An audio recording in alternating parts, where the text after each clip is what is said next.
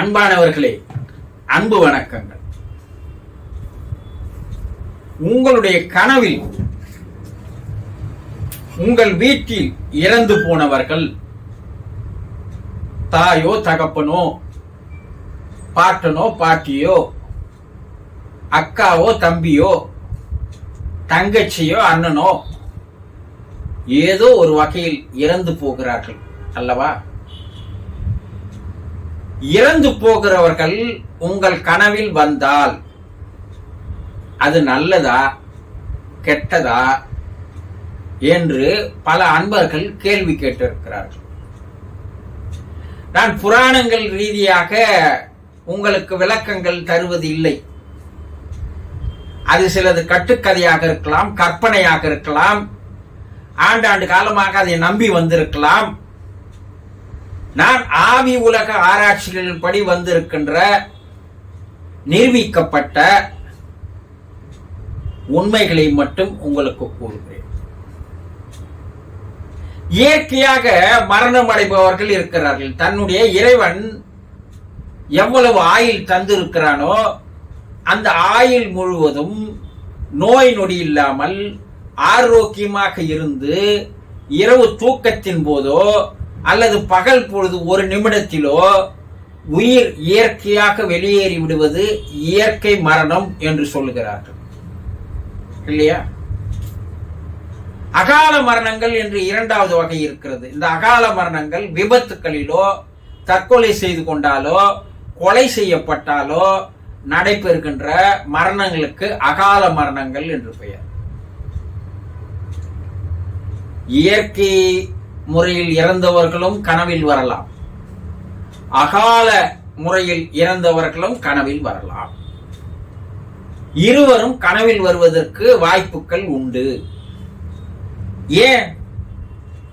இயற்கை மரணம் அடைந்தவர்கள் உங்கள் கனவில் வருவதற்கு என்ன காரணங்கள் என்றால், அவர்கள் வாழும்போது உங்கள் மீது அளவுக்கு அதிகமான அன்பு, பாசம், நேசம், அரவணைப்பு, பாதுகாப்பு என்று பல வகையில் உங்களுக்கு அவர்கள் உதவியாக இருந்து வந்திருக்கிறார்கள். ஒருவர் மீது அன்பு வைத்து விட்டால் அந்த அன்பை உடனடியாக பிரித்துக் கொள்ள முடியாது. அவரு தான் இறந்துட்டாரு, அப்ப அவர் அன்பு எப்படி வைத்துக் கொள்வார் என்று கேட்கலாம். இறந்தது தூல உடல் தானே தவிர தூல உடலுக்குள் இருந்த மன உடல் அல்ல. உங்கள் மீது அன்பு வைப்பது, பாசம் வைப்பது, நேசம் வைப்பது, உங்களை அரவணைப்பது எல்லாம் இந்த தூல உடல் அல்ல. இந்த தூல உடலுக்குள் இருந்து இயங்கி கொண்டிருக்கிறதே மன உடல். அந்த மன உடல் தான் உங்கள் மீது அன்பாக இருக்கிறது, பாசமாக இருக்கிறது, நேசமாக இருக்கிறது, அக்கறையாக இருக்கிறது. உங்களுக்கு ஒன்று என்றால் அது துடிக்கிறது. எது? மனம். அந்த மன உடல் பிரிந்து மேலே ஆன்மாவாக மேலே இருக்கிறது. மன உடலும் ஆன்ம உடலும் இரண்டும் சேர்ந்துதான் அது அங்கே இருக்கிறது. அப்ப தூள உடல் போனாலும் இந்த மன உடல் இருக்கிறது அல்லவா? இந்த மன உடல் தானே உங்கள் மீது பாசம் வைத்தது, அன்பு வைத்தது, நேசம் வைத்தது, அரவணைத்ததெல்லாம் இந்த மன உடல் தானே. அந்த மன உடல் இன்னும் மறையவில்லையே.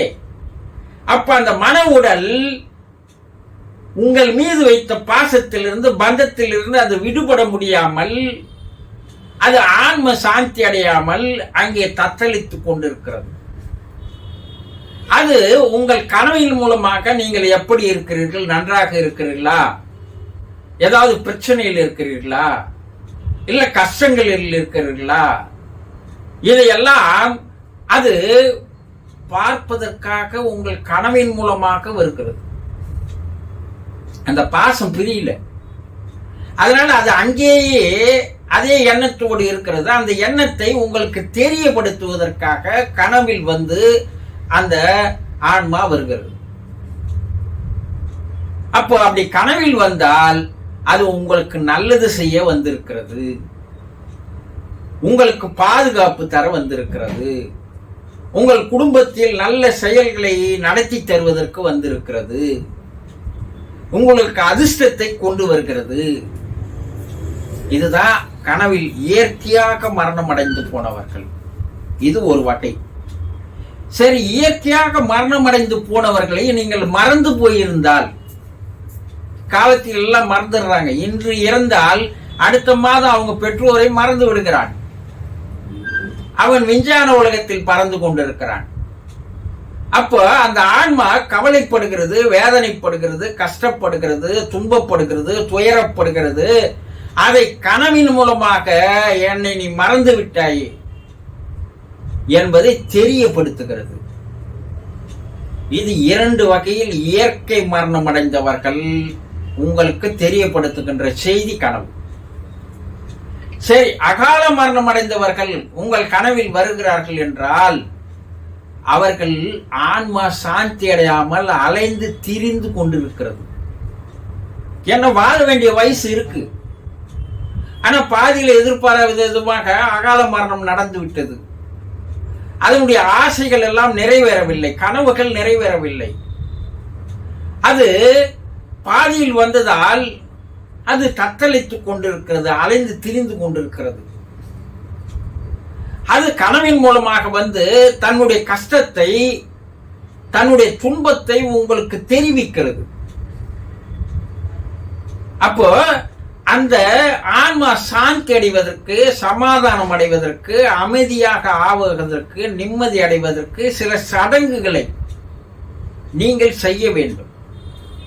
இல்லை என்றால் அந்த ஆன்மா இந்த பூவுலகை விட்டு மேலே போகாமல் பல ஆண்டுகள் ஆனாலும் கூட அந்த விபத்து நடந்த, அகால மரணம் நடந்த இடங்களிலேயே தான் அது இருக்கும். இதை தெரியப்படுத்துவதற்காக உங்கள் கனவில் வருகிறது. அப்போ கனவில் வரும்போது நீங்கள் தெரிந்து கொள்ள வேண்டியது என்னவென்றால், அது நல்லதற்கு வந்திருக்கிறதா அல்லது கெடுதல் தருவதற்கு வந்திருக்கிறதா என்பதை நீங்கள் தெளிவாக தெரிந்து கொள்ளலாம். எப்படி என்றால், உங்கள் கனவில் அந்த ஆன்மா வந்தால் அது சந்தோஷத்தோடு இருக்கிறதா, மகிழ்ச்சியாக இருக்கிறதா, ஆனந்தமாக இருக்கிறதா, அது எப்படி இருக்கிறது என்று உங்களுடைய கனவில் தெரியும் போது அது மகிழ்ச்சியாகவோ சந்தோஷமாகவோ ஆனந்தமாகவோ இருந்தால் உங்களுக்கு நல்லது நடக்க போகிறது. ஏன்னா அது சந்தோஷமா இருக்குது, அதனால உங்களுக்கு என்னென்ன நல்லது செய்ய முடியும் என்பதற்காக அது வந்து இருக்கிறது. இல்ல, கனவில் வருகின்ற அந்த ஆன்மா அழுது கொண்டோ, துக்கத்தோடவோ, வருத்தத்தோடவோ, கவலையோடவோ, வேதனையோடவோ வந்து உங்கள் எதிரில் கனவில் அழுதாலோ, குறைகளை கூறினாலோ, அந்த ஆன்மா சாந்தி அடையாமல் திரிந்து கொண்டிருக்கிறது. அதற்கு செய்ய வேண்டிய சடங்குகளை நீங்கள் சரியாக செய்தால் அந்த ஆன்மா அதிலிருந்து வெளியேறிவிடும். இதற்கு நீங்க என்ன சடங்குகள் செய்யணும்? நாள்தோறும் அவர்களுக்காக ஒரு 5 நிமிடம் ஒதுக்கி அவர்களை நினைத்து ஒரு பிரார்த்தனை செய்தால் போதும், வேற எதுவுமே வேண்டாம். அந்த பிரார்த்தனை அவர்களுக்கு ஒரு ஆறுதலை தருகிறது, ஒரு அமைதியை தருகிறது. அவர்கள் அலைந்து திரிந்து கொண்டிருக்கின்ற அந்த ஆன்மா தானாக விடுதலை பெற்று மேல் உலகம் செல்கிறது. இதுதான். ஆனா பல கனவுகள், சொப்பன சாஸ்திரம் என்று சொல்லக்கூடிய கனவுகள்ல அவங்க சாப்பிட்டா இது நடக்கும், அவங்க வந்து உங்களை சாப்பிட வச்சா இது நடக்கும், இப்படி பல்வேறு குழப்பங்களை தருவார்கள். அதெல்லாம் நமக்கு தேவையே இல்லை. கனவில் வருகின்ற சிம்டம்ஸ் இந்த ரெண்டுத்தை நீங்க புரிஞ்சுக்கிட்டீங்கன்னாவே அது நல்லதா கெட்டதா உங்களுக்கு தெரிந்துவிடும். புரிந்து கொண்டீர்களா? சந்தோஷம்.